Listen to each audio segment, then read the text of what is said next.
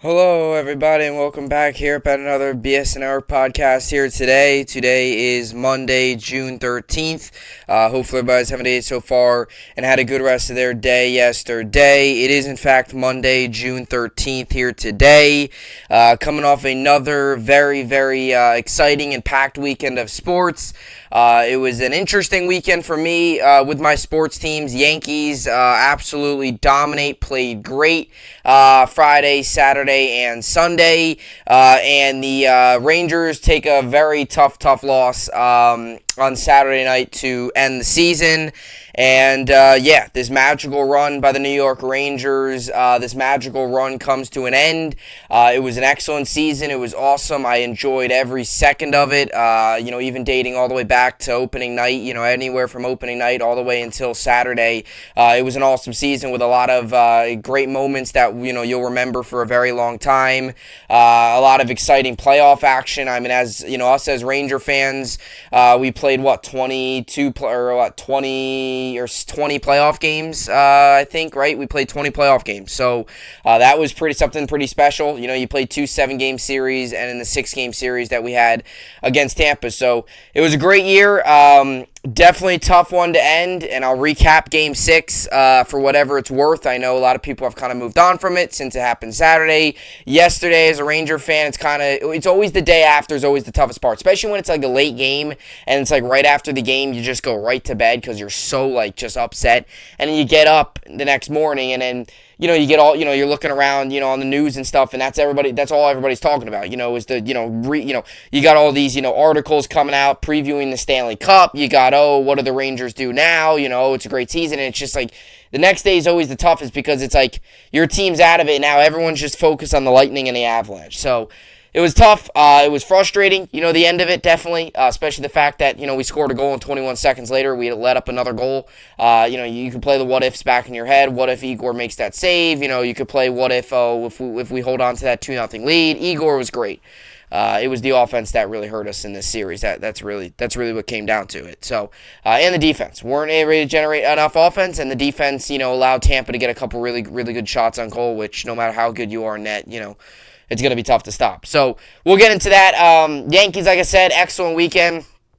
I mean, phenomenal. You can make the argument probably their best weekend of baseball of the year. Dominating the Cubs on Friday, or beating them on Friday in 13 innings. It was a long game. It was a doozy. I was up until when did that game end? Let me look at my scorebook. 11:24 that game ended. So it was a 4-hour and 16-minute game. Now yesterday's game was actually longer. 18-4 Yankees got the win. So Yankees won on Friday 2-1. They won Saturday 8-0, and they won yesterday 18-4. So it just goes to show you how wild baseball can be. 2-1 on Friday, where neither team could generate any offense. The next day, Yankees scored 8 runs, and in the day after that, yesterday, they scored 18 runs. So it was a fun game yesterday, so we'll get into that stuff. But Mets also took 2 out of 3 against the Angels in Anaheim, so they wrap up their West Coast trip with a win, and they go 5-5 on the West Coast trip. So if you're a New York Met fan, you got to feel good about it, especially with the way things started. You got to feel good about it. You come out of it, healthy. You come out of it with a 5-5 record, and you still got a lead in the NL East. All right, so let's get to the topics for today's podcast. We'll start off with the Rangers Lightning. We'll recap Game 6, kind of recap the entire playoff and just my, kind of closing thoughts on the season as a whole with the New York Rangers. I'm sure I'll be talking a lot of hockey in the offseason and what they do in terms of moves and all that in the offseason, so I'm not going to go too in depth, but kind of give you a little bit of a sneak peek of, what the Rangers might do roster-wise and kind of just close out this year as we head into the offseason for the New York Rangers. And obviously I'll be talking a lot about the Stanley Cup when it starts on Wednesday, so that will be more tomorrow into Wednesday, and we all know how Stanley Cup, and I'll be talking a lot of that once that starts. So we'll wrap up the Rangers though today. Game 6 finished on Saturday. Then we'll get to the Yankees beating the Cubs 18-4. I wanted to recap the game because it was when it was a wild game. It was a crazy game. Yankees bat through the order twice. It was fun to watch. 18 runs. Bat through the order in the first inning. Bat through the order again in the 7th inning. So the Yankees win, and they win 18-4, have 17 hits. It was a wild game. Matt Carpenter with 7 RBIs. Higashioka hitting a 35-mile-an-hour pitch from Frank Schwindel, who came in as the first baseman. He was the first baseman. He came in as a position player to pitch. A wild game. It was awesome. It was fun. It was great to watch. We'll get to it, and we'll also get to the New York sports update. We'll finish things off today, like I said. Yankees, Mets, both day off today. Yankees will be back in action tomorrow against Tampa, and the Mets will be back in action tomorrow against the Brewers, both of them home. So another rare occasion. We saw this prior to the Mets leaving for the West Coast trip, but a rare occasion where the Yankees and the Mets both are home. Both have 3-game sets starting on Tuesday at home. Mets obviously at City, Yankees at Yankee Stadium, respectively, against the Rays and the Brewers. So that should be good. Looking forward to that series. Big stretch for the Yankees. You got the Rays, then you have the Blue Jays, then the Rays, and the Astros. So a big stretch of games against a lot of really, really good teams, especially teams in your own division. All right, so with all that being said, a lot to get to on this Monday show, as always, coming off a jam-packed weekend. This is the BSN podcast, and let's get right into it. So, Rangers, what am I talking about? So, the Rangers season is over. Rangers lose Game 6 against the Tampa Bay Lightning 2-1. And the magical run by the New York Rangers that went from, coming back from down 3-1 in round 1, falling down 2-0 in round 2, then coming back from a down 3-2 deficit, winning those 2 games. And then obviously this series, we got all the way to Eastern Conference Finals. You won the first 2, end up losing 4 straight, and the Rangers season comes to an end. So 20 playoff games later, Rangers season comes to an end. So the Rangers this year played 102 hockey games, which is pretty phenomenal if you think about it, because you went into the season with the expectation of this should be a playoff team. And, the Rangers, you're thinking to yourself, this should be a playoff team. And you go into the season with that expectation. Nobody, and I mean nobody in hockey, thought that the Rangers were going to get to the Eastern Conference Finals and give Tampa a run for their money. I mean, this wasn't an easy series for Tampa to win. I mean, they had to come back from down 2-0.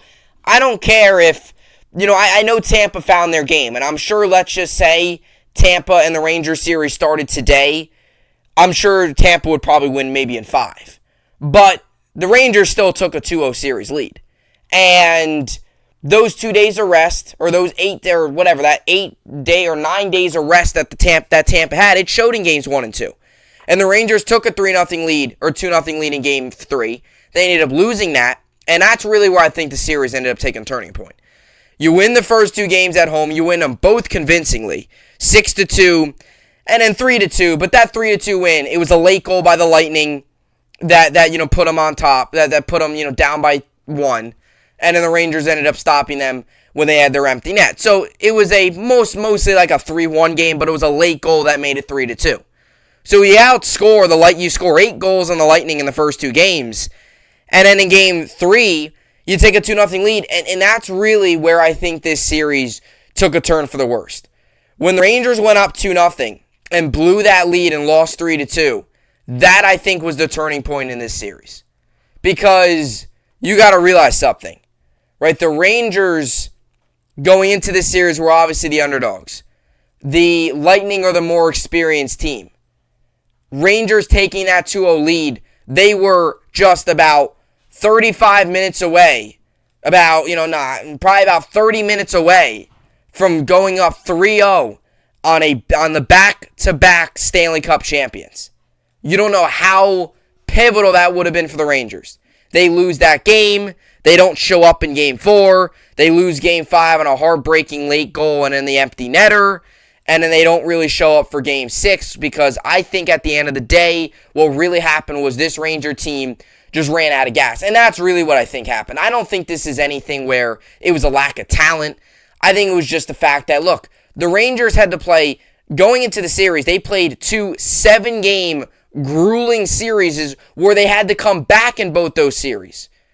It's not like it was 1-1, then 2-2, then 3-3. It was down 3-1. They had to put everything out there on the line in the next 3 games against Pittsburgh. They were down 2-0. They had two must-wins at home, game 3 and 4. They got the job done.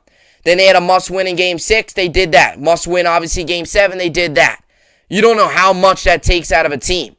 And no matter if the players say, oh, we weren't, players aren't going to obviously say, oh, we were drained, we were tired. They're not going to say that. They're not going to make excuses for themselves. Because look, if they would have won, everything would have been okay. They're not going to sit there up at the microphone and say, oh, we were tired. But it was clear they were tired. And Gerard Gallant said it too. There was definitely some fatigue setting in. And there was a lot of injuries. And there was a lot of, injuries and guys that were banged up a little bit. I mean, look, when you play hockey into June, there's going to be fatigue. There's going to be tiredness. There's going to be injuries. There's going to be injuries that you've been dealing with since the All-Star break that you're still dealing with now, and they may be getting worse. That's how hard it's to win a Stanley Cup, and I've always said this. I think it's the hardest one to win in all sports. Just because if it's an 82-game season, the amount of the the hits that you're taking night in and night out, playing every other day, on the road, this and that. I mean, it really is such a hard thing to do.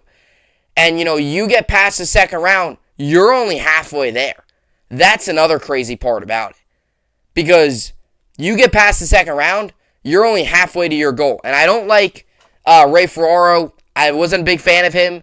I thought he was very anti-Ranger. I thought he said a lot of positives about the Lightning and didn't say much positive about the Rangers. I think the entire ESPN hockey crew was very critical, other than Mark Messier.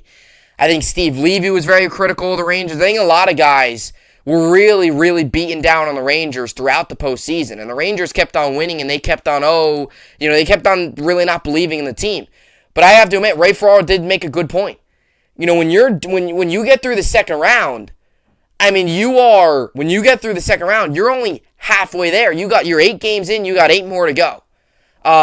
So that's why it's so hard. And it was just clear the Rangers ran out of gas. And it was also clear that, look, Tampa, they're the back-to-back Stanley Cup champions. They know what it takes. They've done it twice already. Right? They know what it takes to get to a championship. They know what it takes to win a Stanley Cup. They've done it 2 years in a row. And now they're back for their 3rd year in a row. And look, it's impressive. I'm rooting for the Avalanche. I don't want to see Tampa win. I mean, they knocked my team out of the postseason. Why would I root for them?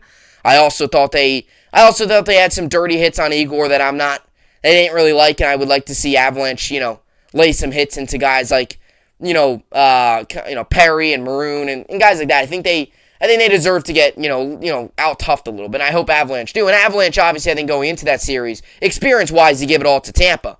But going into the series, talent-wise, you could say it's Lightning, or Avalanche, with McKinnon and all those guys like that on that roster. I mean, that team's so lethal. But the Rangers, clearly ran out of gas. And, Game 6, it's tough because you're not getting many, you weren't generating enough chances on net. And I said this, too, to start the series. You have to generate chances on net because, if you just get a couple shots here and there, Vasilevsky's going to make the saves. And the Rangers didn't really take advantage all the times of some of the opportunities they had. Like, there was a couple times I could pinpoint throughout the series where they had like a 2-on-2 with space, and they just dumped and chased and got a line change. And especially late in the series. And you could just tell. Quicker team was Tampa, and especially in Game 6. You allow the goal.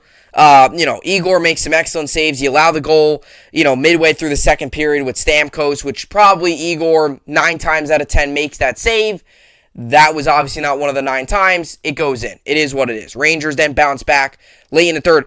Here's the biggest thing. Rangers bounce back. Frank Furchano, right off the faceoff, put a shot right on net, which was a great shot. He scored.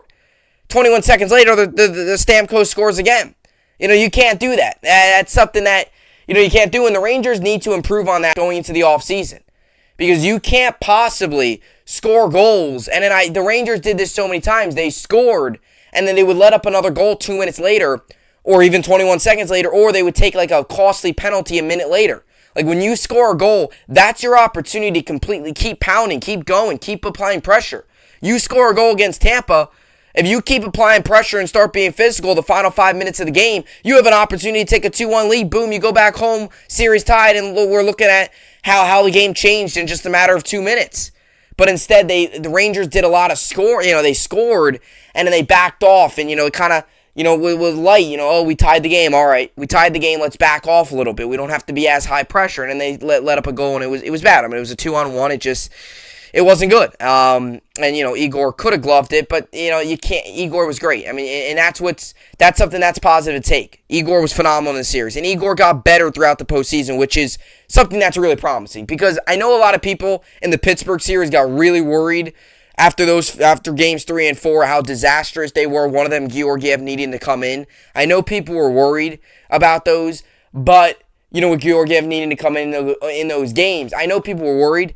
But what's so great about Igor is he got better as the postseason went on. And on Saturday night he made 29 saves. Right, he did what he needed to do. He was the third star of the game. I think he was the better. I think he was the better goaltender at times in this series than Vasilevsky. Vasilevsky, I don't want to take anything away from him. He's a great goaltender.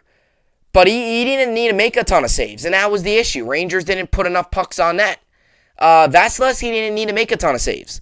That's okay, but Igor made a lot of big saves, and he kept us in games. And, that's what stinks because, you don't want, when your goalie's making saves, you got to go out there and score goals for him. It's similar to football. When your defense is stepping up, you got to go out there and score touchdowns and score points for them. Right? Same thing vice versa. If your offense is if you're scoring goals, your goalie's got to step up and protect those leads. That wasn't the case. It was vice versa that time around. Igor was making the saves, Rangers weren't scoring. So it was tough. And when you score a goal, it's great. That's awesome. You tie the game. And I'm thinking to myself, all right, maybe we get this game to overtime. And overtime in hockey, anything can happen. First one to score. It might take a lucky bounce off a player's skate and go in. You might shoot it, Vasilevsky might get screened, or you might get a puck that bounces your way, you get a 2-on-1 the other way, and you score. And boom, you head into a Game 7. But 21 seconds later, that can't happen. So it's tough. It stinks. And I always say this in sports. The further and further you go, the winning gets that much better. And I probably said this on the podcast. Game 7 of the Pittsburgh series, I was nervous of the first round. But Game 7 of the Carolina series, I was 10 times more worried. Because, you're thinking to yourself, if we win this, we are 4 wins away from getting to the Stanley Cup. First round, you win Game 7, you're like, all right, we still got to get through Carolina. And then we might still have to get through Florida or Tampa. But when Game 7, against Tampa, and you realize you had a chance to get to the Stanley Cup in 4 games, you're thinking to yourself, oh, man, this is great. So it's just saying, and it stinks how the series played out because you won the first 2 games. You felt so good going into Tampa. And like I said, I think the turning point in this series, a lot of people said the turning point was late in Game 2 when Tampa scored the goal and put a lot of pressure on net late when they had the extra man on when they emptied the net. I don't think that was it. Because the Rangers came out the next game, scored 2 quick power play goals back-to-back in the second period, I believe. So I think the turning point in this series was Game 3. When the Rangers took a 2-0 lead, Lightning came back and won 3-2. And then the big turning point too was the fact that the Rangers were 20 minutes away. They 20 minutes away from winning that game. They went into the third period with a 2-1 lead, 20 minutes away, and they couldn't do it. And you don't know how much that takes the energy out of a Ranger team, especially with a late goal like that, where they're 40 seconds away from overtime. It stinks. So. The future's bright for this team. And kind of to close it out here, the future's bright. Now, there's never a guarantee. And I've always said that, and that's what stings the most, is whenever you get to these opportunities, when you get this close to getting to the Stanley Cup, I don't care how young or if it's your first year making it, when you get this close, you got to take advantage of it.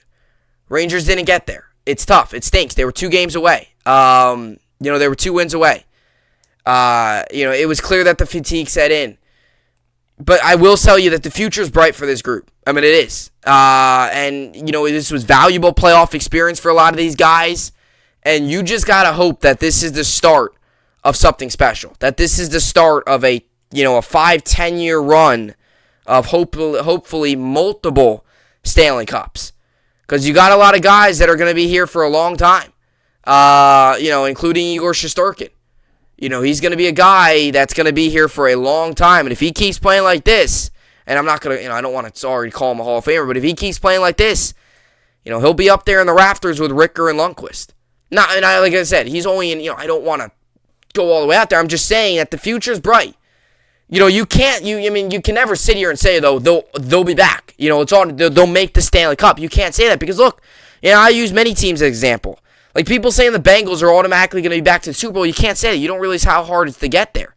I mean, who thought coming, when the Yankees lost the ALCS in 2017 Game 7, got one game away. A lot of people thought that was the start of another dynasty for the Yankees. Yankees haven't been to the World Series since 2009. They haven't even gotten that close to the World Series since that, Game 7 loss in Houston in 2017. Now, they're having a great year this year, and I don't want to sound like I'm complaining, but I'm just using an example. There's a lot of people out there. I mean, look at the Bills, for example. That 4 years. A lot of people went during that team guaranteed, this team's winning multiple Super Bowls. They got there 4 times. They couldn't win it once. I'm just using examples, right? I definitely think this team will be back. I do, and I think we can only get better. I don't think we can get worse. I think we can only get better. It's with valuable experience. This team definitely overachieved this year in a good way. Getting to the Eastern Conference Finals, nobody saw it. And look, we put our name right out there on the radar with some of the top teams in the league. And we competed with the back-to-back Stanley Cup champions. We pushed them to 6 games. And it really came down to the wire. I mean, it did. When the Rangers scored, it made it a 1-1 game with, less than 4 minutes to go. The goal 21 seconds later didn't help, but that's what I'm just trying to say. And the future's bright. The future is bright. And you just got to hope that this team comes back, and you got to hope that this is just the start of something special. The greatest of all time will tell you, a lot of times teams need to lose to really just, feel how it, to really get that feeling of what it feels like to lose. And then once you get that feeling, that really just gets you where you get motivated and you get that drive to get to that next level. The greatest of all time will tell you that, when you lose, in any sport, if you lose in the Super Bowl in football, that could be sometimes the turning point in how good you are as a player. A lot of players will tell you that losses made them better. Teams will tell you that heartbreaking losses, late round losses actually got them to the actual championship. And that's where you got to hope that this is here. Like this loss, it stinks. It's awful. It's not easy losing when you're 2 wins away from getting to the Stanley Cup, right? Especially after you had a 2-0 lead and it looked real good in Game 3.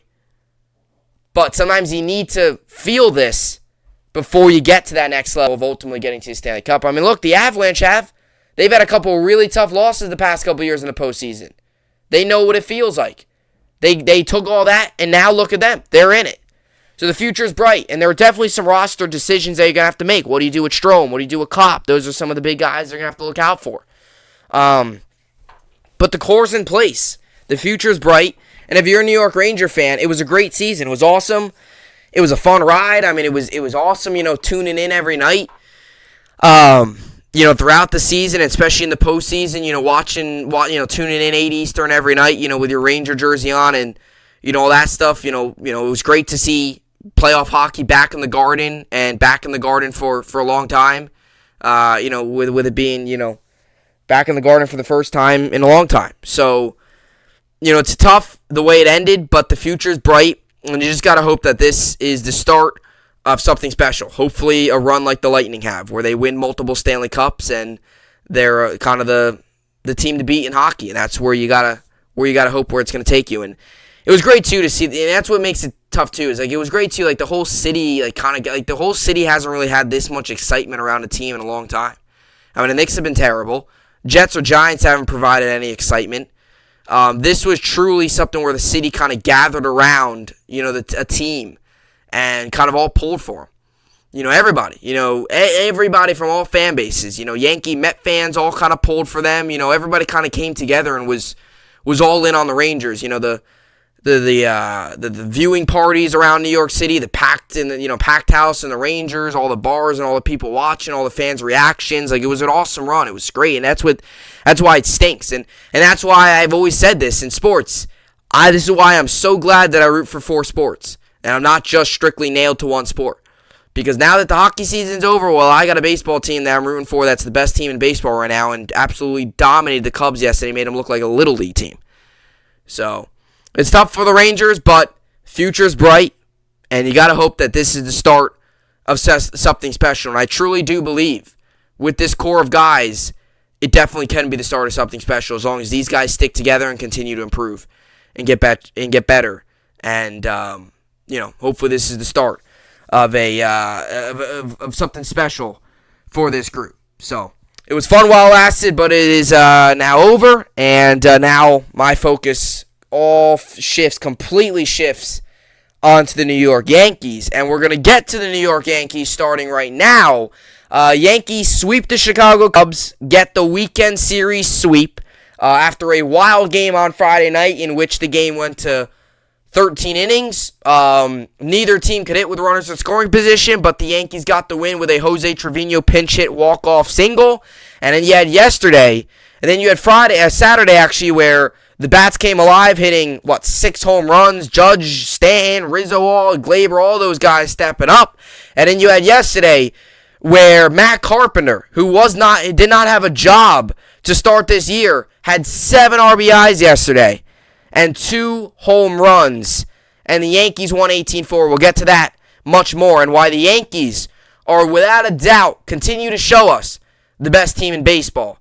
And this has potential to be one of the greatest Yankee teams of all time. They're right there with the 98 Yankees in terms of pace through this first 60 games of the season. We'll get to that and much more coming up next. All right, so welcome you back here up at the podcast here today. Today is Monday, June 13th, fresh off of a wild weekend. Wild weekend with sports, like I said. Yankees dominating, Mets getting a series win, finishing up their West Coast trip 5-5, and Mets fans, you got to feel good about that. And then you had the Rangers, like I just talked about, with a tough end to their season, but still a great season. Still a lot of memorable moments. I mean, I could just picture, I went to one of the games this year. I went to the Rangers-Flyers game, and, it was awesome to watch them in person, and it was pretty cool to see, that team that you see in person get this far. It's pretty cool, and especially to see them grow, because they started the year, they started the year iffy at times. I mean, I think the first, 10 games, it was kind of up and down, and they really found their groove and hit their stride, and they really never slowed down. I mean, they had one of the better records in Rangers regular season history, and to get this far in the postseason, to be the first time they made the playoffs in a really long time, in terms of obviously not counting the bubble, it was really, really a great year. But we got the Yankees, and they got the win yesterday. So I was obviously, like I said, Saturday was tough. I kind of sat there in front of the TV screen. I actually stood there in front of the TV screen because I did get up, and I stood up with about 16 seconds left. When the Rangers called the timeout, I stood up and watched it. I had my face right in front of the TV screen because I figured, look, this is it. You score within these 16 seconds, you force it overtime. If you don't, season's over. So I figured, might as well stand up, put it all out there on the line, and the Rangers ended up losing. So it was tough, and I kind of stood there for 5 minutes just staring at the television, watching the Lightning celebrate. It's not a good feeling as a fan at all. So the next day, to help cope with the Rangers, Yankees just absolutely come out and dominate and score 18 runs, 17 hits, and 7 of those 18 runs were driven in by Matt Carpenter. I mean, just a wild game. And I got my scorebook here to show you this. I mean, it is wild. This is one of the first times I've ever had this happen. I think I've had it happen before where the Yankees have hit through the order, or other teams have hit through the order versus the Yankees, and I've had it in my book. I've had it happen before. But this time is the first time, I think, that I can remember, at least, unless if there was another moment, maybe a couple years ago, where, in one of the other, I have about 5 books that I've gone through now, score books. I can maybe look in one of my older ones. But I think this is one of the first times I've ever had it happen, because I've been doing the scorebook since 2019. I started in 2019, so this is my 4th season. So I have games going all the way back from the 2019 season. So I was trying to think if this was my first time, and I think it was, because the Yankees hit through the order in the first inning. They batted through the order in the first inning. Judge lead it off. He ended the inning with a strikeout. So he, with 2 at-bats, they batted through the order in the first inning. 2nd, 3rd, 4th, 5th, 6th go by. Yankees bat through the order again in the 7th inning. So 2 times they batted through the order. In the 7th they did, and then also in the 8th. In the 7th, it started with Marlon Gonzalez, and it ended with Marlon Gonzalez. And then obviously the 8th inning, Higgy hit that 35-mile-an-hour home run. But I mean, yesterday was just awesome, and it was great, and it was so much fun to watch. And This Yankee team, watching them yesterday, watching them Saturday, and even seeing the way they won on Sunday, it just continues to show us all how good this team is and how in many different ways they can beat you. And that's been the one thing with this Yankee team. In past years, they've been so one-dimensional. It's been all home runs. If they don't hit the home run, they're going to lose. And the pitching's been all right. And it hasn't been that good. Bullpen's iffy. But this season, that's not the case. You know, there's days where their pitching's on fire and the bats might not be coming alive, but the pitching can win you games. There's days where their defense steps up and makes big plays and they win you games. And then there's also days like against the Twins where Cole struggled and allowed, 7 runs, back-to-back home runs by Riaz and then Carl's, and then Buxton and Correa to start the game. He got pulled after 2 1/3. And the Yankees bats end up coming back alive. They score 10 runs and win. And then you see days like Friday where they're struggling to get runs in. They score 2 runs in 13 innings, but the bullpen did their job. They stepped up in big moments, and the Yankees bats did just enough, including a clutch hit by Jose Trevino. And then you have days like Saturday where the offense is dominating and Montgomery is dominating. And then you have days like yesterday where you just kind of sit back and just marvel at what's going on. And you really just sit back and, this team is doing things that many other Yankee teams have not done. They're 44-16, 60 games into the season. 44-16. Yes, you have heard that right. That is not a mistake. That is their record. 44-16. The 98 Yankees. A lot of people, obviously did not witness the 98 Yankees, but a lot of people out there who witnessed the team, and I've seen highlights and I hear so much about them. A lot of people out there who witnessed that 98 team say it is one of the best baseball teams of all time people have ever witnessed. A lot of people say it's the best Yankee team of all time. Baseball team of all time, that's debatable. But a lot of people say out there is the best Yankee team they've ever witnessed. Well, this Yankee team is only 2 games back from the 98 Yankees pace. The 98 Yankees pace, through 60 games, they were 46-14. Through 60 games this year, the 2022 Yankees are 44-16. So only 2 games off the 98 Yankees pace. Arguably one of the greatest baseball teams ever to step on that diamond. And what this Yankee team is doing is nothing short of historic and nothing short of amazing and definitely World Series, level. And it's been so much fun to watch after what we sat through last season with no energy at the games, not many people showing up, the high strikeouts, the righty-heavy lineup, to what we are witnessing on a day-in and day-out basis, just plowing through teams, doing it in so many different ways. For a team that, weak spots used to be the pitching staff, it is now we have the best pitching staff in all of baseball. You can make the argument that all 5 of our starters, Sevy, Cole, Nasty Nestor, Tyone, Montgomery, could all make the All-Star game. Look at the numbers. Watch them pitch. It's unbelievable. It really is. And Montgomery dominates on Saturday. Yesterday, Tyone didn't have his best stuff, but the Yankees score 18 runs. You don't need to have your best stuff when your offense is going out there putting up a 5 spot in the first inning. It's the way this team does it. They're playing loose. They're having fun. You got to give credit to Brian Cashman. Who would have thought Matt Carpenter would be making the impact he's making? He has 2 home runs yesterday and 7 RBIs. 7 RBIs on 2 home runs. He had a 2-run shot and he had a 2-run shot and a what would he have here? A 2-run shot and also he had 2 2-run shots and then he had a walk or whatever. Right? A walk or was that? Yeah, I don't know.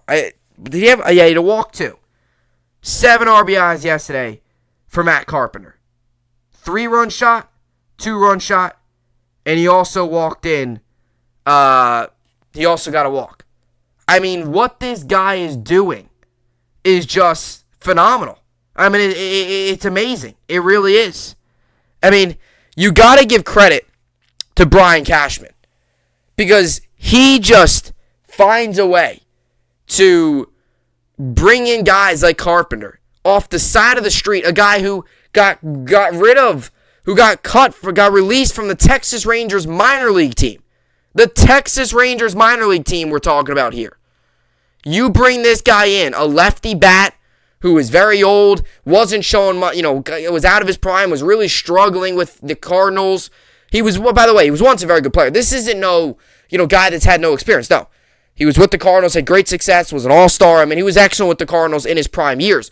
But you bring this guy in as a depth piece, and he goes out there yesterday, has 3 hits and 7 RBIs. I mean, it really is just something special what we're witnessing. So, these are how he got his 7 RBIs. He went, by the way, yesterday in total, he went 3 for 4, 3 runs scored, 7 RBIs. 7 RBIs for a guy on opening day was not on an MLB roster. I mean, this is where, with this team, you just got to give credit to Brian Cashman.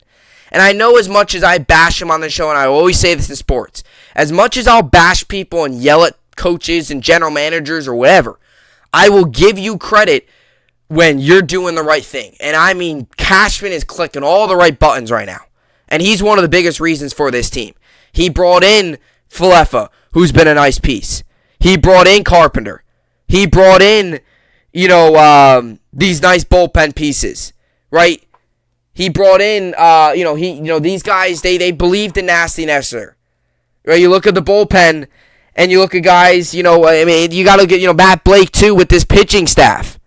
I mean, it really is wild when you look at this. I mean, even Donaldson being a nice piece. When you look at Cashman, I mean, he's a bargain deal guy. I mean, look, he picked up Matt Carpenter from the side of the street, and he had 7 RBI. He had 7 RBIs yesterday. I mean, the guy's OPS just through the roof. I mean, he's one of the hottest hitters in baseball right now. It's just wild. I saw this stat. He has like more home runs than Tigers do since like May 28th or something.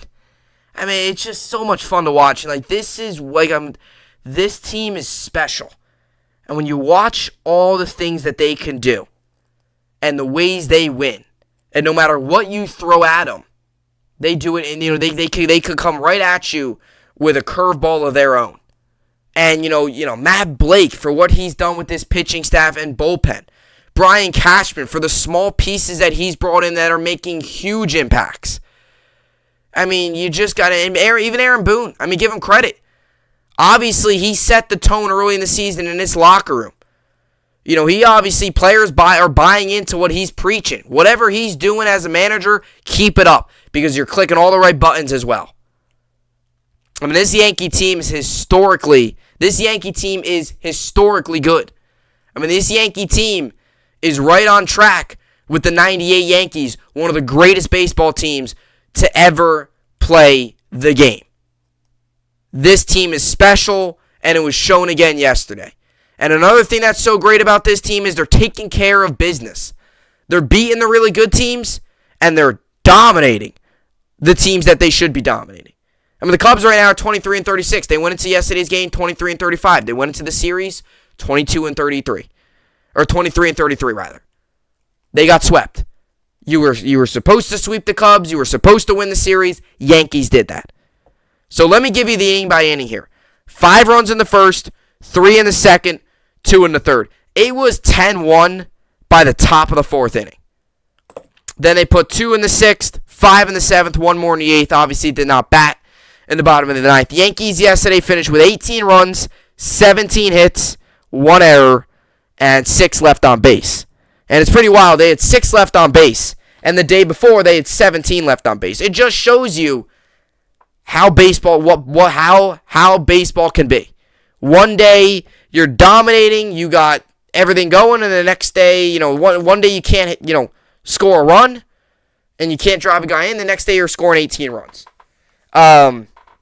So Matt Carpenter's stat line yesterday, and by the way, everybody, and there's always got to be that one guy that drives and carries the luggage. There was one guy yesterday in the Yankees lineup that did not get a hit. And if you watch the game, you probably know who. But let's just say you forget. Comment down below. Don't even comment down below. Pause the video and think. Pause the video. Don't comment down below. Comment down below if you think this Yankee team can win a World Series, because I think they can. They keep this up. I mean, this is historically good. I mean, this is probably This is the best Yankee team I've seen. I mean, this is amazing. I mean, this is awesome. It's just so relieving from what we had to sit through last year. I mean, this is great. This is awesome. 44-16. Having a big-time lead in the AL East, and you're just beating up on teams like they've never done before. I mean, it's just wild. It really is what this team's doing. It's just great. So there was one guy yesterday. It was Matt Carpenter who did not get a hit. Or Matt Carpenter. Jeez. My bad. Marwin Gonzalez. I don't know why I said Matt Carpenter. Matt Carpenter had 3 hits and 7 RBIs. But Gonzalez had no hits. He got reached on an area to strikeout, grounded out to short, grounded out to first, and had another strikeout. So he finished 0 for 5. There's always that one guy. But everybody else in the lineup had hits. That was great. So Judge had 3 hits. Rizzo had 2 hits. Stan had 2 hits. LeMahieu had a hit. Carpenter had 3 hits. Falefa had 2 hits. Higgy had 3 hits. And Gallo had a hit as well. All right, so let me give you Matt Carpenter's stat line, because he had 7 RBIs. 7 of the 18 runs came courtesy of him. So in the first inning, he walked, which drove in a run. So that was a walk by Keegan Thompson, who pitched 2/3 of an inning, 3 hits, 5 runs, 5 earned, 3 walks, 5 strikes. No strikeouts, rather. This was his second bad start in a row. He threw 37 pitches, 19 strikes, and his ERA went from 3.17 to 3.67. So he went from really, really solid, having an ERA, I believe, below 1, had a rough start in Baltimore, and had a rough start yesterday. So going through a little bit of a tough stretch.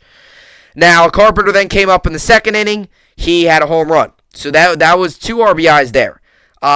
He had an RBI in the first. Then he came up, hit a 3-run home run in the second. That's 4 RBIs.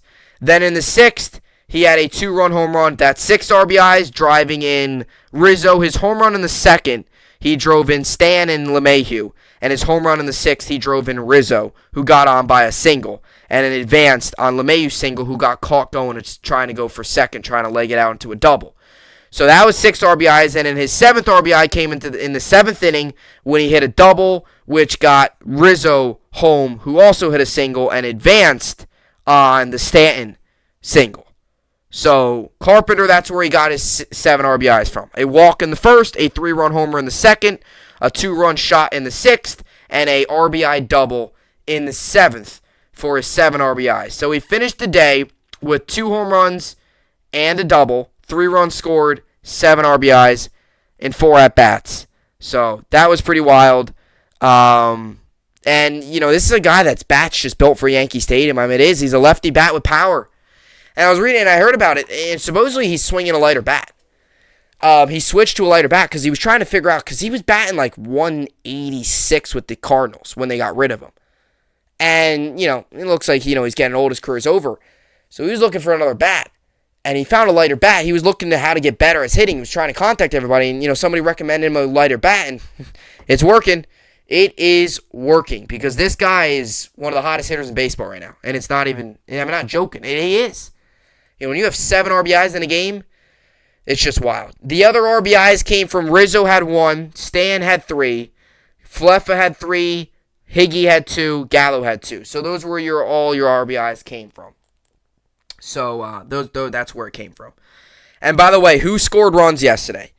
So Judge had 2 runs scored, Rizzo had 2 runs scored, Stan had 3 runs scored, LeMahieu had 2 runs scored, Carpenter had 3 runs scored, Falefa had 1 run scored. Higgy had 3 runs scored. Gallo had 2 runs scored. So a lot of guys crossing home plate yesterday. And with my book, I have 1, 2, 3, 4, 5, 6, 7, 8, 9, 10, 18. So in my book, I have 18 colored in squares. So it's pretty wild. And on my other side, I got 4. Well, Hap got home twice. Morel and Hoerner. And by the way, that 8th inning home run that Higgy hit, 35 miles an hour, and I wrote a little something next to it. So 35 miles an hour, rather. I believe what they said was that was the slowest pitch in MLB history. So Frank Schwindel, who was the first baseman, took over as pitcher in the 8th inning. He threw 1 inning, allowed 2 hits, 1 run, 1 earned. Obviously did not walk anybody, and obviously with his slow pitching is not going to strike anybody out. But he was efficient. He threw seven pitches and had 6 strikes. So he was efficient other than allowing the home run. He got Gallo to line out. Judge ended up hitting a single, and then he got Rizzo and Stanton. Rizzo to fly out and Stanton to ground out. So he didn't work. He actually worked a pretty efficient inning. But at that point, Yankees scored enough runs. They didn't need to put any more on. They were tired at that point. But 35 miles an hour was Higgy's home run. And he had 2 home runs yesterday as well. A home run in the 3rd, and he also had a home run in the 8th. That home run in the 3rd came off of Norris, who allowed 5 runs. So got roughed up a little bit, but he had to kind of come in early, unexpectedly, for Keegan Thompson, who couldn't get out of the 1st inning. So that was it. And for the Yankees, they're pitching. Tyone threw 5 innings, 7 hits, 3 runs, 3 earned, 1 walk, 5 Ks. So he finished with 95 pitches, 61 of them were strikes, and his ERA went from 2.73 to 2.93. So just a little bit of a tick up, but still a really solid day for Tyone. And yesterday's game was a long one. It was a long one, but it was fun. It was great. It was awesome. I'm glad it was 5. It was a 3-hour, 23-minute game, but it was good because it wasn't. It was 3 hours and 23 minutes of watching the Yankees hit absolute bombs all game, which was fun. So game started at 1:38 Eastern, ended at 5:01. Time of the game was 3:23, and 39,114 people showed up yesterday to watch that 18-run slugfest, or that 18-run slugging fest, I should say. Should say that. I meant to say that. Slugfest. No, it is. I don't mean slugfest like it was tiring. I mean like absolutely just slugging baseballs and dominating. So 39,114 turned out yesterday on a Sunday afternoon to watch the Yankees absolutely dominate, and it was awesome.